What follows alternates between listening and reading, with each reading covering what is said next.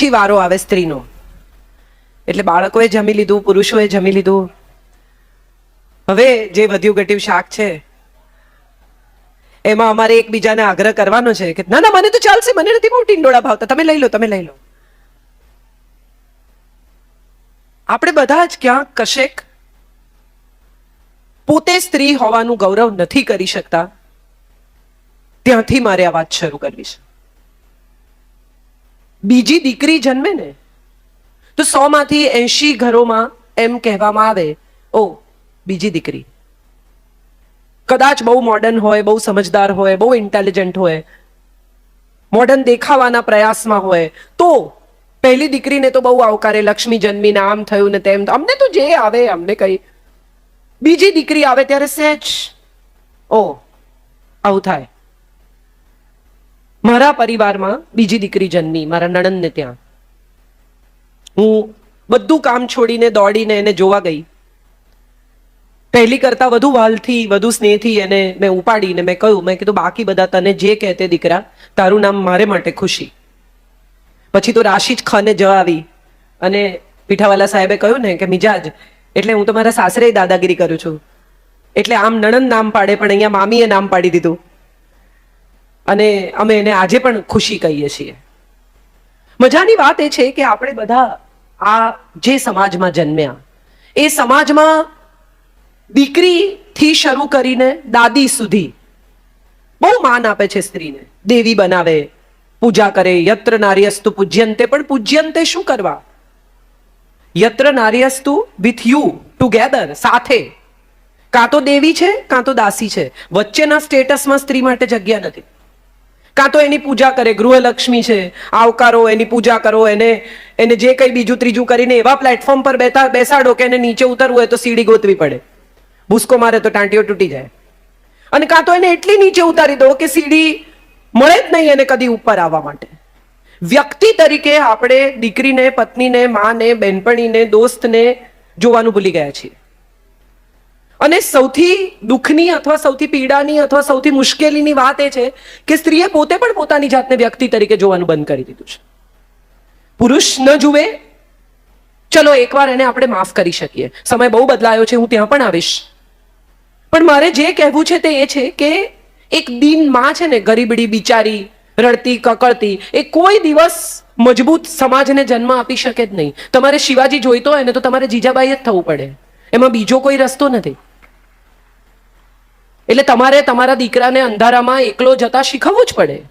અને હવે દીકરાને શું કામ, હવે દીકરીને પણ શીખવવું પડે. શ્રીદેવીની કથા હજી બહુ જૂની નથી થઈ. બહુ લોકોએ પત્તર ઠોકી, દારૂ પીતી હતી, આમ કરતી હતી, વર જોડે ફાવતું નહોતું, નાનું આમ થતું હતું, લપસીને મરી ગઈ, હાર્ટ એટેકથી મરી ગઈ ને, ડ્રંક હતી ને. સાહેબ, આ બધાની બહાર એક લાઈન છે જે વિશે કોઈએ ભાગ્યે જ લખ્યું. 4 વર્ષની ઉંમરે છોકરી કમાઈને ઘરને ખવડાવતી હતી. 4 years old.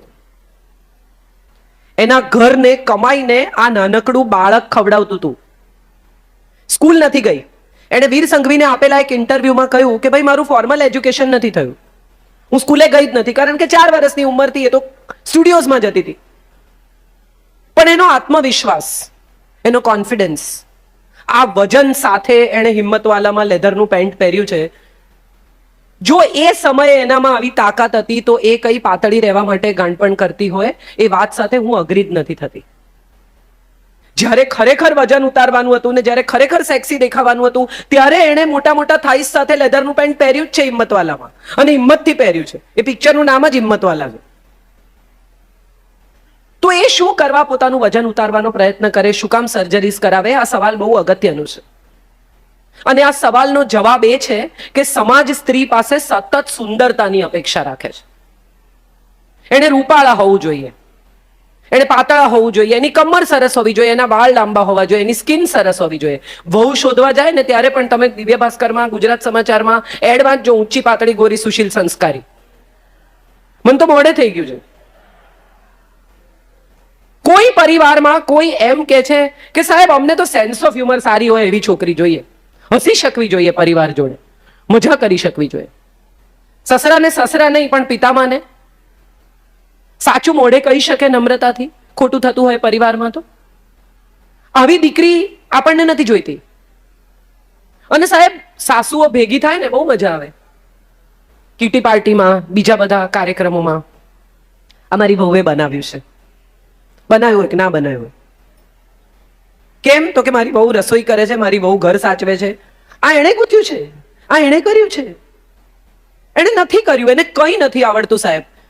પણ ખરેખર જે દિવસે સાસુ માંદી પડે ને એ દિવસે બેડ પેન આપી શકે છે કોઈ પણ પ્રકારના સૂગ વગર, સંકોચ વગર, તો એને માટે તાળીઓ પાડજો. એ સમોસા નહીં બનાવતી હોય તો ચાલશે, બજારમાં બહુ મળે છે ને, આપણે રોજ સમોસા ખાવાય નથી.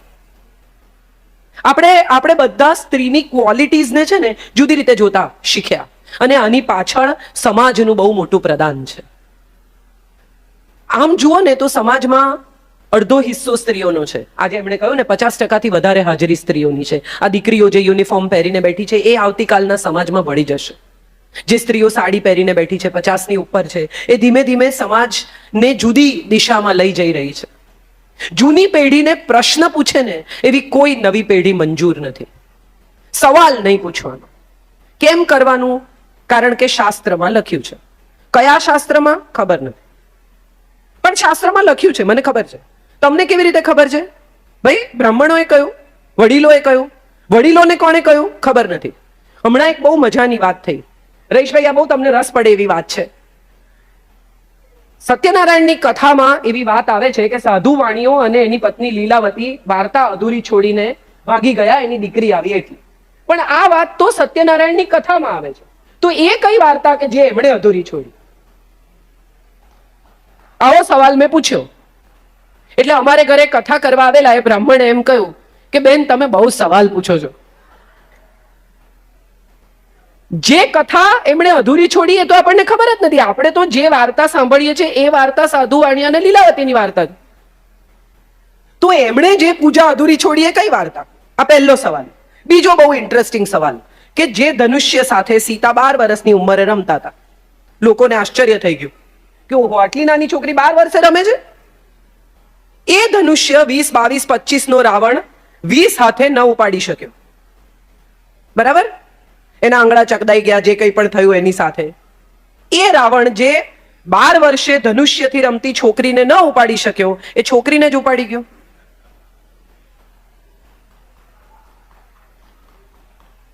આ સવાલનો જવાબ કોઈ પાસે નથી. આ સવાલનો જવાબ એ છે સાહેબ કે સાધુ વેશે આવેલો રાવણ અને સ્ત્રી અંધશ્રદ્ધાનું સૌથી મોટું પ્રતીક છે. ભગવા વેશે આવેલા તમામને, સ્વામીજી મને પ્લીઝ માફ કરજો, તમામને નમવું એ ધીરે ધીરે સ્ત્રીની પ્રકૃતિ થતી જાય છે. ખરેખર સ્વામીજી જેવા કેટલા લોકો છે કે જે ભગવાનને શોભાવે છે, ભગવા એમનાથી શોભે છે. એવા કેટલા નામો તમે લઈ શકો આજના સમયમાં. રામ રહીમથી શરૂ કરીને, આસારામથી શરૂ કરીને કેટલા લોકો છે જેના દરબારમાં તમે દાખલ થાઓ પછી તમારે પૈસા આપવાના, અને પછી કે લાલ ચટણી ખાઓ ને લીલી ચટણી ખાઓ ને કેળા ખાઓ ને સમોસા ખાઓ અને તમારી જિંદગી સુધરી જશે. આ બધા જ ધીરે ધીરે ધીરે ધીરે આપણને એ દિશામાં, તમે દિવ્ય ભાસ્કરની પૂર્તિઓ જુઓ, મારું જ છાપું છે, હું જ લખું છું, છતાં મારે તમને કહેવું છે કે એની પૂર્તિઓ તમે જુઓ તો તમને સમજાય કે છેલ્લા પાને જ્યોતિષ ને વશીકરણ ને નિવારણ ને ફલાણું ને કામ થવાની 100% ગેરંટી. સાહેબ તમારું કામ થતું હોય તો જાતે કરી લો, એડ કેમ આપો છો? તમારે એડ આપવી પડે છે એનો અર્થ જ એમ કે તમારી પાસે ક્લાયન્ટ નથી, તો બોલાવો વશીકરણથી ક્લાયન્ટને. તમારે એડની ક્યાં જરૂર છે? આપણે બધા જ ક્યાંક ને ક્યાંક, કશેક ને કશેક એવા વિસ્તારમાં પ્રવેશી ગયા છીએ જે વિસ્તારમાં અજ્ઞાન છે, અંધારું છે, સમજણ નથી, યુદ્ધ છે જાત સાથેનું અને બીજા સાથેનું. બહુ જ બધી સ્ત્રીઓ એવું કહે છે કે સ્ત્રી જ સ્ત્રીની દુશ્મન છે, સ્ત્રી જ સ્ત્રીની દુશ્મન છે. મારે ખરેખર હૃદય પર હાથ મૂકીને એવી સ્ત્રીઓને પૂછવું છે કે એવી કેટલી સાસુઓ છે કે જે પ્રેગ્નન્ટ વહુ પગથિયા ઉતરતી હોય ત્યારે પગથિયા પર તેલ રેડે. એકતા કપૂરની સિરિયલ સિવાય આવું ક્યાંય થતું નથી. અને છતાંય આપણે આખી બપોર, ભલું હોય તો બીજી વાર પણ એનો એ એપિસોડ જોઈએ છે એવું વિચારીને કે કંઈક બદલાઈ ગયું હોય તો. ગુજરાતી સ્ત્રી પાસે ધીરજ છે સાહેબ, એક ક્ષમા છે કે એકનો એક એપિસોડ 2 વાર જોઈ શકે છે, એટલી ધીરજ છે. આ હું માનું છું ત્યાં સુધી સમાજને બનાવનારી સ્ત્રી છે. ઇતિહાસનું વહન કરે છે પોતાના ખભા પર.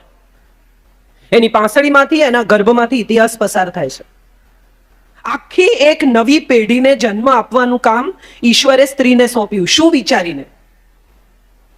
એવું વિચારીને કે એના ગર્ભમાંથી નીકળનારો આ જીવ, આ આત્મા, આ શરીર કોઈક એવા અપૂર્વ તેજ સાથે આવશે. કારણ કે આના શરીરને તેજ આપ્યું છે સાહેબ.